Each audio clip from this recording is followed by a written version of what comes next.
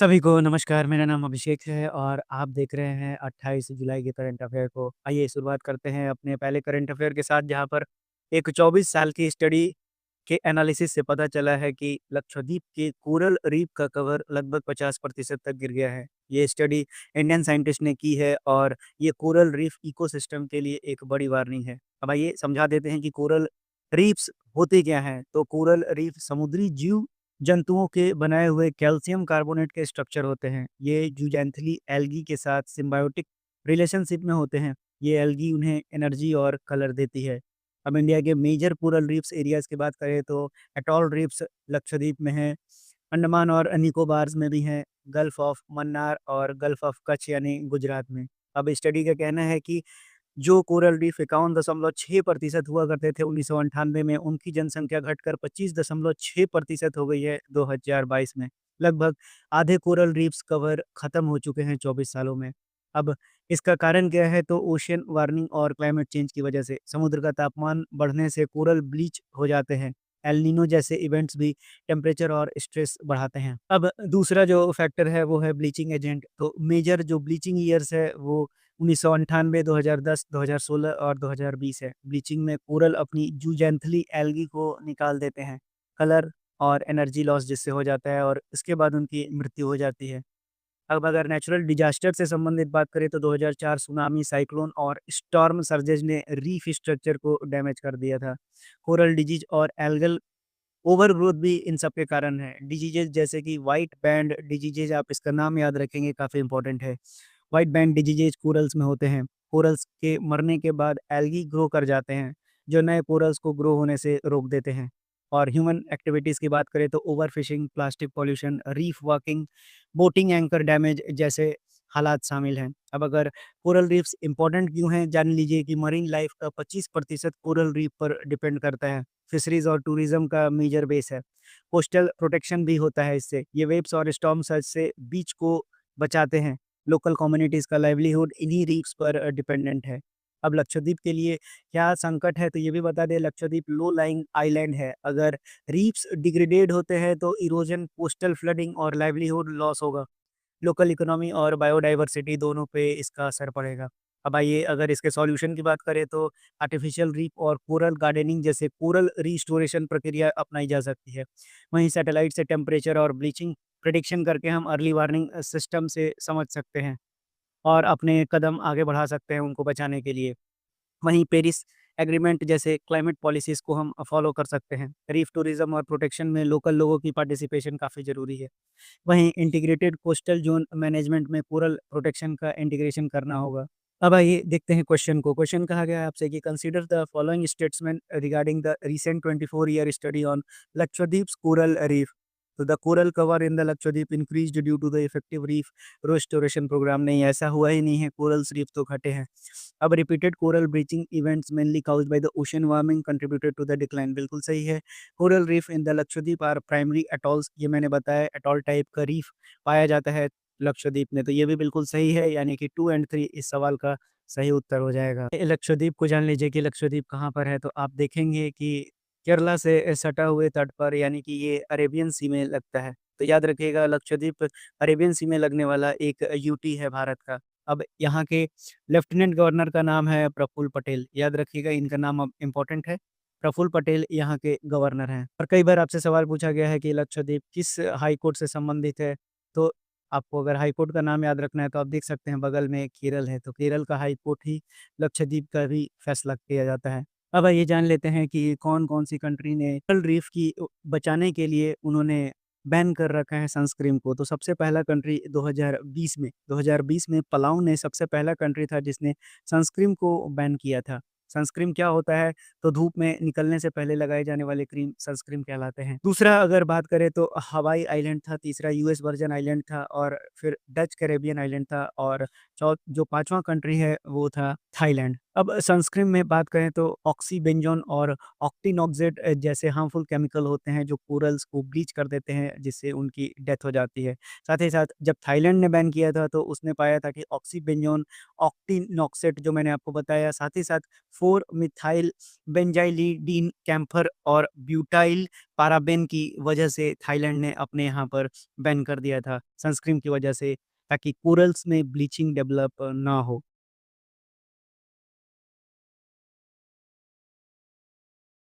बढ़ते हैं अपने अगले करंट अफेयर पे जो संबंधित है विटामिन डी की कमी से बच्चों में दिमाग का विकास प्रभावित होता है। आइए जानते हैं क्या रिसर्च कहता है। तो हालिया रिसर्च ने ये दिखाया है कि अगर विटामिन डी की कमी प्रेगनेंसी के दौरान या अर्ली चाइल्डहुड में होती है तो न्यूरो डेवलपमेंटल डिसऑर्डर होने का रिस्क बढ़ जाता है। ये सबूत मल्टीपल साइंटिफिक फील्ड जैसे कि इपिडेमियोलॉजी, जेनेटिक्स, न्यूरोसाइंस और एनिमल स्टडीज से मिल के आया है, जिसे हम कॉन्सिलिएंट एविडेंस कहते हैं। अब कॉन्सिलिएंट एविडेंस का मतलब होता है जब अलग-अलग साइंटिफिक स्टडीज़ और डिसिप्लिन जैसे कि genetics, clinical research, lab experiment, public health data एक ही रिजल्ट की तरफ पॉइंट करे तो उसे कॉन्सिलिएंट एविडेंस कहते हैं। अब विटामिन डी है क्या, ये भी जान लीजिए। तो विटामिन डी एक फैट सॉल्युबल विटामिन है जो धूप के एक्सपोज़र से स्किन में बनाता है। इसका काम है हड्डियों को मजबूत बनाना, इम्यून सिस्टम को सपोर्ट करना, ब्रेन डेवलपमेंट में इम्पोर्टेंट रोल प्ले करना। अब इसके सोर्स क्या हैं तो धूप, मछली, अंडा, फोर्टिफाइड मिल्क और साथ ही साथ सप्लीमेंट। मैं आपको कभी सलाह नहीं दूँगा कि आप जानवरों को मार के खाएँ विटामिन डी के लिए। आपके पास हर चीज़ का सोर्स अवेलेबल है जैसे कि प्लांट बेस्ड आप मिल्क अल्टरनेटिव अपना सकते हैं, सोया मिल्क, आलमंड मिल्क और साथ ही साथ ओट्स का यूज़ कर सकते हैं। सीरियल्स और ऑरेंज जूस भी फोर्टिफाइड होते हैं विटामिन डी से। अब आपको मशरूम के बारे में बता दें तो मशरूम जैसे कि सीटेक और मेटेक जब उनको यूवी लाइट पर एक्सपोज़ किया जाता है तो भी वो विटामिन डी 2 सिंथेसाइज़ करते हैं, यानी आप मशरूम को भी ले सकते हैं। अब चीज़, मिल्क और योगर्ट का भी आप बिल्कुल अच्छे से इस्तेमाल कर सकते हैं विटामिन डी के लिए। तो ये सब सारी चीज़ें और साथ ही साथ आप सनलाइट को बिल्कुल समय दीजिए और सनलाइट में ऐसा भी नहीं कि दोपहर का सनलाइट, बिल्कुल अर्ली मॉर्निंग का सनलाइट की बात किया जा रहा है। यानी आप केवल 10 से 30 मिनट सन को एक्सपोज़र करेंगे, पूरे हफ्ते में तो आपका सनलाइट का यानी विटामिन डी का रिक्वायरमेंट आपका पूरा हो जाता है। तो ये सारी बातें थी जो आप यूज़ कर सकते थे। अब आइए बढ़ते हैं आगे, विटामिन डी का ब्रेन डेवलपमेंट में क्या रोल है ये भी समझ लीजिए। तो ब्रेन में विटामिन डी रिसेप्टर होते हैं, खासकर इमोशनल और मेमोरी रीजन्स में। ये रेगुलेट करता है न्यूरॉन ग्रोथ्स और उसको रिपेयर करता है। इन्फ्लेमेशन को कंट्रोल करना भी इसका एक मुख्य काम है। न्यूरोट्रांसमीटर का बैलेंस करना, जीन्स जो ब्रेन स्ट्रक्चर से जुड़े हैं, उनको भी ये डेवलपमेंट करता है। अब साइंटिफिक एविडेंस क्या मिले हैं, तो मदर जिनकी प्रेगनेंसी के दौरान विटामिन डी लेवल लो था, उनके बच्चों में एएसडी यानी कि ऑटिज़्म, एडीएचडी और सिनोफ्रेंजिया के केसेस ज़्यादा मिले हैं। प्रेगनेंसी के दौरान विटामिन डी सप्लीमेंट देने से बच्चों का आईक्यू और लैंग्वेज डेवलपमेंट बेटर हुआ है। विटामिन डी डेफिशिएंट एनिमल्स में ब्रेन डेवलपमेंट का पैटर्न एबनॉर्मल था। कुछ लोगों में जीन्स जो विटामिन डी मेटाबोलाइज़ करते हैं, उनमें म्यूटेशन होने पर न्यूरो डेवलपमेंटल रिस्क बढ़ जाता है। अब जो सबसे क्रिटिकल पीरियड होता है, वो प्रेगनेंसी का 2nd और 3rd ट्राइमेस्टर होता है। बच्चे के जन्म के बाद के पहले 1000 दिन, अगर इन पीरियड्स में विटामिन डी की कमी होती है, तो इर्रिवर्सिबल ब्रेन डैमेज हो सकता है। तो ये बात आप याद रखिएगा, रिसर्च में ये सारी चीज़ें सामने आई हैं। अब अगर इंडिया के लिए सजेशन क्या दिया गया है रिसर्चर्स के द्वारा, तो प्रेग्नेंट वुमेन और इन्फेंट्स का विटामिन डी टेस्ट कराना ज़रूरी है।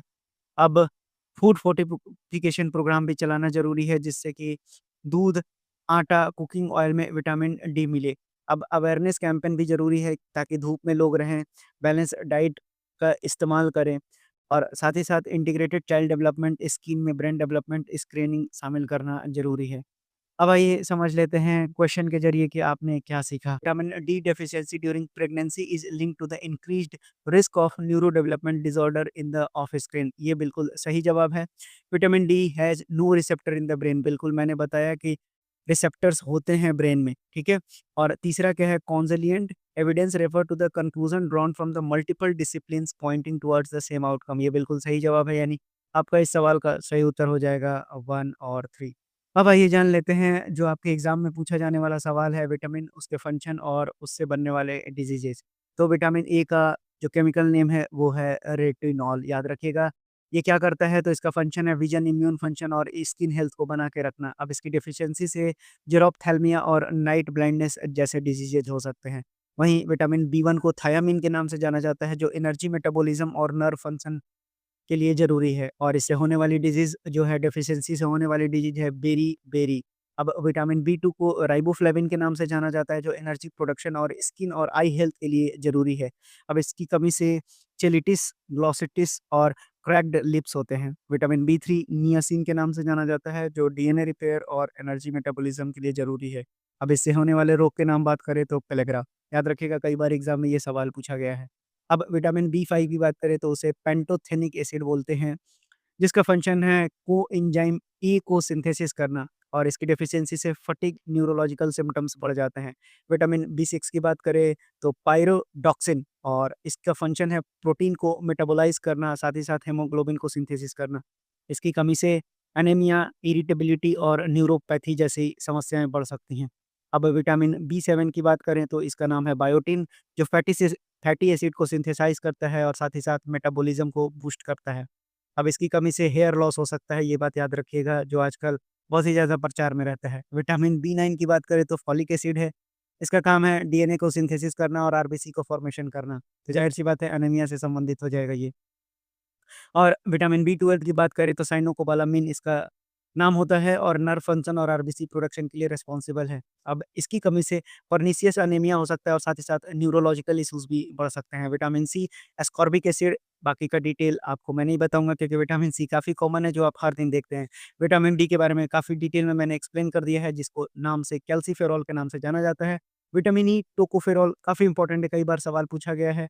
तो इसकी कमी से क्या होता है? तो इसकी कमी से न्यूरोमस्कुलर इश्यूज़ हो सकते हैं, साथ ही साथ एनीमिया भी हो सकता है। अब विटामिन के की बात करें तो आपको पता होगा कि विटामिन के ब्लड क्लॉटिंग के लिए रिस्पॉन्सिबल होता है। अगर ये विटामिन के की कमी हो गई तो ब्लीडिंग डिसऑर्डर और डिलेड क्लॉटिंग भी हो सकता है।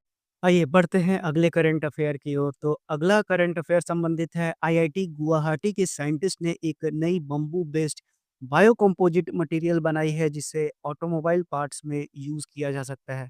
अब ये इनोवेशन इको फ्रेंडली, लाइटवेट और सस्टेनेबल मैन्युफैक्चरिंग की तरफ एक बड़ा कदम है। अब जानते हैं इनोवेशन हुआ क्या है? तो बाम्बू को स्पेशल प्रोसेस से ट्रीट करके बायो कंपोजिट बनाया गया है। ये मटेरियल स्ट्रॉन्ग, हल्का, बायोडिग्रेडेबल और हीट रेजिस्टेंट है। इसका इस्तेमाल गाड़ी के इंटीरियर में हो सकता है, जैसे door panel, dashboard, roof panel और इंटीरियर ट्रिम्स में। अब आइए जानते हैं कि साइंटिफिक हाइलाइट्स क्या हैं। तो इसमें बाम्बू के फाइबर को पॉली लैक्टिक एसिड या इपॉक्सी रेजिन के साथ मिक्स किया गया है। सरफेस को ट्रीट किया गया है ताकि बॉन्डिंग और ड्यूरेबिलिटी अच्छी हो। स्ट्रॉन्ग और हल्का होगा, high strength to weight ratio दिया गया है, बायोडिग्रेडेबल और इको फ्रेंडली है, साथ ही साथ हीट इंसुलेशन और फायर रिटार्डेंट भी है। यूवी प्रोटेक्शन के लिए भी ट्रीटमेंट दिया गया है। अब इसमें टेक्निक की बात करें तो बैम्बू को चॉप करके पॉलीमर के साथ मिक्स किया जाता है, फिर कंप्रेशन मोल्डिंग टेक्निक्स से शेप दी जाती है। अब बॉम्बे ही क्यों अगर बात करें तो बैम्बू तेजी से उगने वाला होता है, यानी 3 साल में हार्वेस्ट हो जाता है, और असम और अरुणाचल प्रदेश में ये काफ़ी ज़्यादा होता है इंडिया के पर्सपेक्टिव से बात करें तो। वहीं कार्बन डाइऑक्साइड को ऑब्ज़र्व करता है, और प्रोसेसिंग से रूरल इकोनॉमी भी बूस्ट होती है। अब ये कहाँ-कहाँ यूज़ हो सकता है, ये भी जान लीजिए। तो ऑटोमोबाइल सेक्टर में मैंने अभी समझाया, इंटीरियर्स के लिए, वहीं कंस्ट्रक्शन में इको पैनल और इंसुलेशन के लिए, फर्नीचर और पैकेजिंग में सस्टेनेबल प्रोडक्ट की तरह काम आ सकता है। साथ ही साथ अगर फ्यूचर पॉसिबिलिटी को देखें तो डिफेंस और कंज्यूमर गुड्स में भी ये काम आ सकता है। इंडिया के लिए रिलेवेंस है ये, क्योंकि मेक इन इंडिया, आत्मनिर्भर भारत और ग्रीन मोबिलिटी को ये सपोर्ट करता है। नॉर्थ ईस्ट इंडिया के बैम्बू इकोनॉमी को बूस्ट मिलेगा, साथ ही साथ कार्बन न्यूट्रलिटी और सर्कुलर इकोनॉमी के गोल में भी मदद करेगा। अब अगर आपने लेक्चर को ध्यान से सुना है तो इस क्वेश्चन को सॉल्व कीजिए। आईआईटी गुवाहाटी से संबंधित सवाल जो बैम्बू से है, तो पहला है कि the team has developed a bamboo based composite that can replace steel in automobile chassis frame. नहीं, मैंने ऐसा बताया ही नहीं। मैंने तो आपको बताया है कि इंटीरियर और नॉन स्ट्रक्चरल पार्ट्स को ये रिप्लेस करेगा। The bamboo composites are biodegradable, बिल्कुल ये सही है, और इंटीरियर पार्ट्स में इसको यूज़ किया जा सकता है। अब ये इनोवेशन प्रमोट करेगा rural employment and sustainable manufacturing को, यानी कि इस सवाल का सही उत्तर हो जाएगा 2 एंड 3। अब सबसे पहले जान लीजिए कि बैम्बू से संबंधित कुछ इंटरेस्टिंग बातें आपको बता दें कि बैम्बू को क्लासिफाई किया जाता है एज़ अ ग्रास। लेकिन अगर पास्ट में चलें तो इंडिया के फॉरेस्ट एक्ट 1927 के तहत बैम्बू को क्लासिफ़ाई किया जाता था ट्री के फॉर्म में। अब जिस कारण से इसका रेस्ट्रिक्शन कर दिया गया हार्वेस्टिंग और ट्रांसपोर्टेशन पे। लेटर बाद में इसको अमेंड किया गया 2017 में और बैम्बू को फिर से ट्री के डेफिनेशन से बाहर कर दिया गया। अब आइए जान लेते हैं कि भारत में चल रहे मिशन बैम्बू से रिलेटेड कौन-सा है? तो इसे बोलते हैं नेशनल बैम्बू मिशन जिसे लॉन्च किया गया था 2006-7 में मिनिस्ट्री ऑफ एग्रीकल्चर और फार्मर वेलफेयर के द्वारा। तो आइए जान लेते हैं कि मिनिस्ट्री कौन सँभाल रहे हैं एग्रीकल्चर और फार्मर वेलफेयर से संबंधित, तो इनका नाम है शिवराज सिंह चौहान।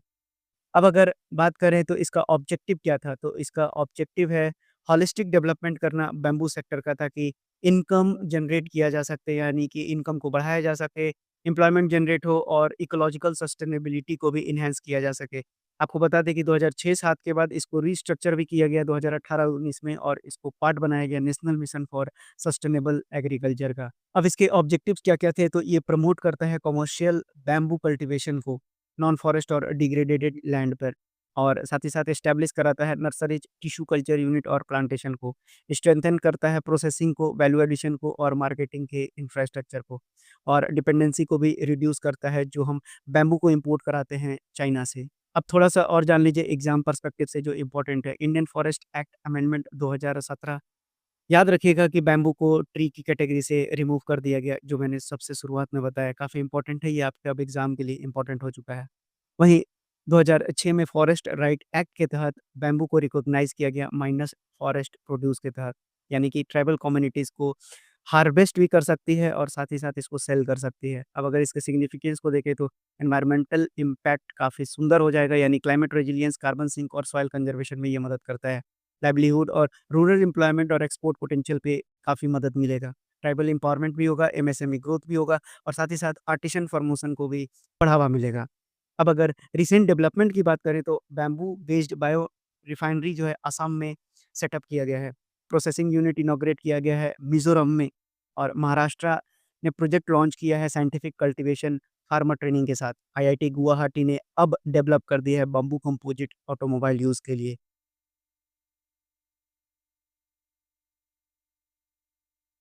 अगले करंट अफेयर की ओर बढ़ते हैं। अगले करंट अफेयर में आईसीजे यानी कि international court of justice news में आ गया है। अब आइए इंटरनेशनल कोर्ट ऑफ जस्टिस का क्या कहना है समझ लेते हैं। पहले इसके बैकग्राउंड में चलते हैं, फिर आगे की चीज़ें को समझाएँगे। 2023 में यूनाइटेड नेशन जनरल असेंबली ने इंटरनेशनल कोर्ट ऑफ जस्टिस से ये पूछा कि क्या देशों पर कानूनी ज़िम्मेदारी है कि वो क्लाइमेट चेंज को रोकें, और क्या वो फ्यूचर जनरेशन के राइट की रक्षा कर रहे हैं। ये एक हिस्टोरिक स्टेप माना जा रहा है। अब आईसीजे एडवाइजरी ऑप्शन क्या होता है, ये भी समझ लीजिए। तो आईसीजे यूएन का हाईएस्ट लीगल बॉडी है, जो द हेग, नीदरलैंड में स्थित है। एडवाइजरी ऑप्शन एक नॉन बाइंडिंग लीगल एडवाइस होती है। इसका मोरल और पॉलिटिकल प्रेशर बहुत होता है, लेकिन इन्फोर्सेबल नहीं होता।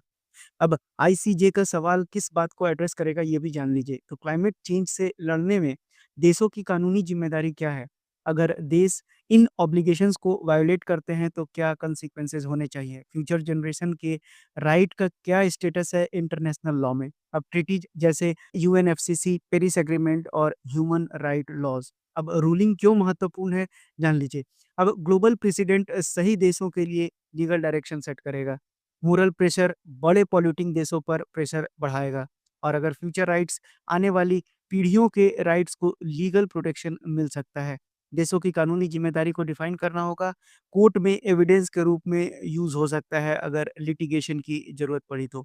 अब इसका इनिशिएटिव किसने लिया है, तो बता दें कि वानाताउ ने एक छोटा-सा पैसिफिक आइलैंड नेशन, जिसे सी लेवल राइज से सबसे ज़्यादा खतरा है। 130 प्लस देशों ने इसको सपोर्ट किया, ज़्यादातर इनमें डेवलपिंग कंट्रीज़ हैं। अब इंडिया के लिए क्या रिलेवेंस है, तो क्लाइमेट वल्नरेबल कंट्रीज़ जैसे इंडिया को लीगल सपोर्ट मिलेगा। बड़े पॉल्यूटर से अकाउंटेबिलिटी माँगने का स्कोप बनेगा। एडॉप्शन और क्लाइमेट फाइनेंस के लिए डिमांड स्ट्रॉन्ग होगी। अब आइए अपने इस सवाल को कर लेते हैं। आपसे पूछा गया है, सबसे पहले ऑप्शन को देखते हैं जो आईसीजे के लीगल बाइंडिंग पर क्या पूछा गया है। तो the advisory opinion by the ICJ is legally binding, नहीं, ये लीगली बाइंडिंग नहीं होता है, यानी पहला गलत हो जाएगा। अब ICJ opinion will clarify the obligations of the countries under international law to address climate change. ये बिल्कुल सही है। The move was initiated by the developed nation like US and UK. नहीं, मैंने अभी आपको बताया कि एक छोटा सा देश पैसिफिक आइलैंड नेशन में स्थित है, उसका नाम है वनातू। तो ये बात याद रखिएगा, काफी इंपॉर्टेंट है। अब आईसीजे और यूनाइटेड नेशन न्यूज में है, तो इनके बारे में भी जान लीजिए। तो आईसीजे की स्थापना कब की गई थी? तो ये था 26 जून 1945। 26 जून 1945 काफी इंपॉर्टेंट डेट है। अब न्यूज में ही रहता है आईसीजे, तो याद रखिएगा। अब आईसीजे से संबंधित आपको इसका लोकेशन भी पूछा जा सकता है, यानी हेडक्वार्टर हेग नीदरलैंड में है, जो मैंने पढ़ाने के दौरान बता दिया आपको। अब इसमें जो जजेज होते हैं, जजेज का जो टर्म होता है वो 9 साल का होता है। वहीं अगर इसमें जजेज की पोजीशन की बात करें, तो टोटल जजेज की संख्या जो है 15 होनी चाहिए।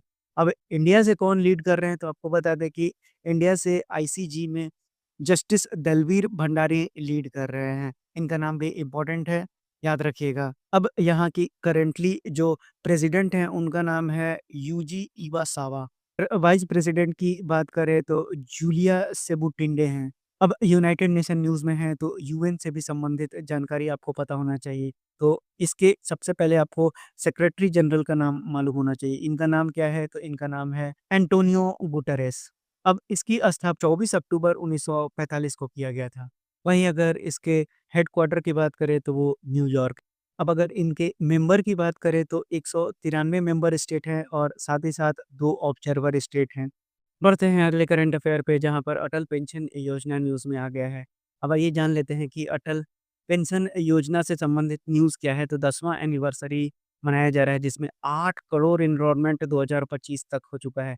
अब बता दें आपको कि अटल पेंशन योजना एक गवर्नमेंट बैक्ड पेंशन स्कीम है, जो मेनली अनऑर्गेनाइज्ड सेक्टर के लोगों के लिए बनाई गई है, जैसे daily wages worker, domestic helpers, drivers, vendors, ऐसे लोगों के लिए। अब इसका लॉन्च डेट था 9 मई 2015 और इसको एडमिनिस्टर्ड किया जाता है पीएफआरडीए, यानी कि pension fund regulatory and development authority of India. और ये वर्क किसके अंडर करता है? तो मिनिस्ट्री ऑफ फाइनेंस के अंतर्गत। अब जो लेटेस्ट अपडेट है, तो अटल पेंशन योजना ने 10 साल कंप्लीट कर लिया है। स्कीम ने अब तक 8 करोड़ से ज़्यादा लोगों का एनरोलमेंट अचीव कर लिया है। सिर्फ फाइनेंशियल ईयर 2025-26 में 39 लाख नए सब्सक्राइबर जुड़ गए हैं। अब इसकी एलिजिबिलिटी की बात कर ले, जो आपके एग्ज़ाम के लिए इम्पोर्टेंट है। 18 से 40 साल इंडियन सिटीज़न होना चाहिए, मिनिमम आपको 20 साल कंट्रीब्यूशन करना है। पेंशन आपको मिलेगा 60 साल के बाद 1000 से 5000 तक, और जो पेंशन है डेथ के बाद स्पाउस को मिलता है, यानी जो भी आप नॉमिनी को देंगे वही मिलेगा। अब टैक्स पेयर को बैन कर दिया गया है 2022 से, यानी जो लोग कभी भी इनकम टैक्स पे कर चुके हैं, वो अब एलिजिबल नहीं है इस स्कीम में। अब स्कीम का इम्पोर्टेंस क्या है? तो इंडिया में काफ़ी लोग इनफॉर्मल सेक्टर में काम करते हैं, जिनके पास रिटायरमेंट के बाद कोई फिक्स्ड इनकम नहीं होती। तो एपीवाई यानी अटल पेंशन योजना उनको फाइनेंशियल सिक्योरिटी प्रोवाइड करता है। गवर्नमेंट ने बैंक, पोस्ट ऑफिसेज़ और डिजिटल प्लेटफ़ॉर्म के थ्रू इस स्कीम को प्रमोट किया है।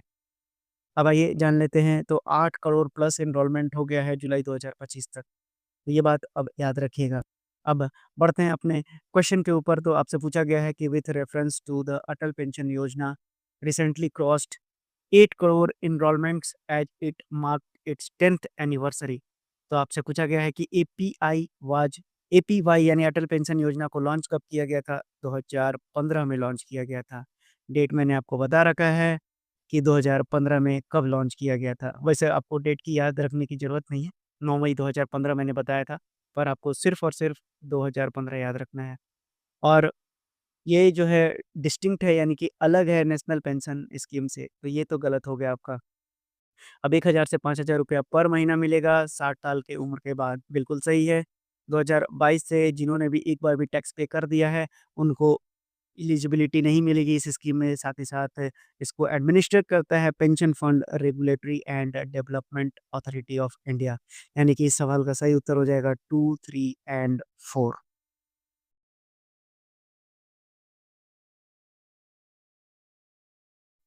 अब आइए बढ़ते हैं अगले करंट अफेयर पे, जहाँ पर ए आर रहमान और ओपन एआई के सीईओ सैम ऑल्टमैन न्यूज़ में आ गए हैं। अब ये दोनों एक पावर प्रोजेक्ट पे काम कर रहे हैं, जिसका नाम है सीक्रेट माउंटेन। अब सीक्रेट माउंटेन क्या है? तो एक फ्यूचरिस्टिक एआई ड्रिवन प्रोजेक्ट होगा। अब ए आर रहमान है, तो म्यूजिक से संबंधित ही काम होगा। अब यानी कि ये एआई पावर्ड म्यूजिक मेटावर्स बनाने जा रहे हैं दोनों मिलकर। अब इनका गोल है कि ये क्रिएट करें एक वर्चुअल ग्लोबल बैंड को, और ये एक फ्यूज़न हो आर्टिफ़िशियल इंटेलिजेंस और म्यूज़िक का। तो ये बात याद रखिएगा, ए आर रहमान और ओपन एआई के सीईओ सैम अल्टमैन का नाम।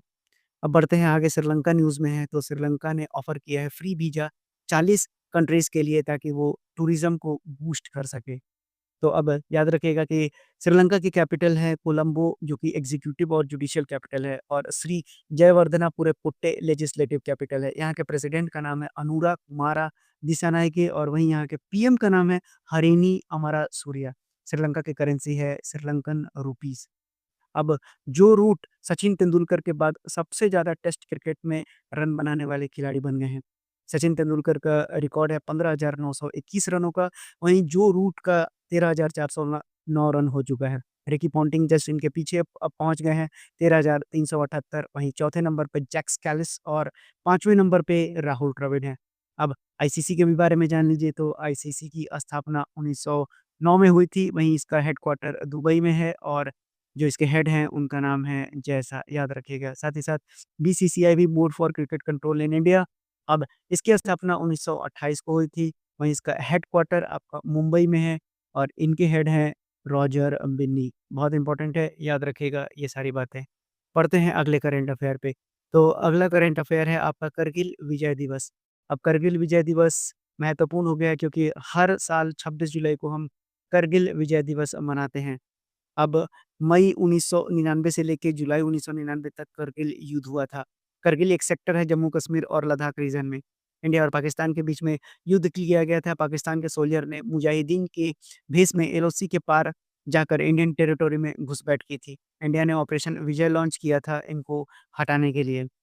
अब इंडियन आर्म फोर्सेस की ब्रेवरी, करेज और सैक्रिफाइस को याद करने के लिए ये दिवस मनाया जाता है। सिंबल है नेशनल यूनिटी, पैट्रियोटिज़्म और मिलिट्री प्राइड का।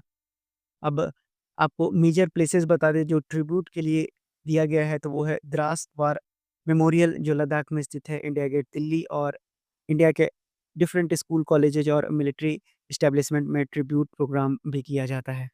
तो इतनी बातें याद रखिएगा, इससे संबंधित आपसे सवाल तो एग्ज़ाम में सिर्फ़ इतना ही पूछा जाएगा कि हर साल करगिल विजय दिवस मनाया जाता है कौन-सा दिन को? तो 26 जुलाई इस सवाल का उत्तर हो जाएगा।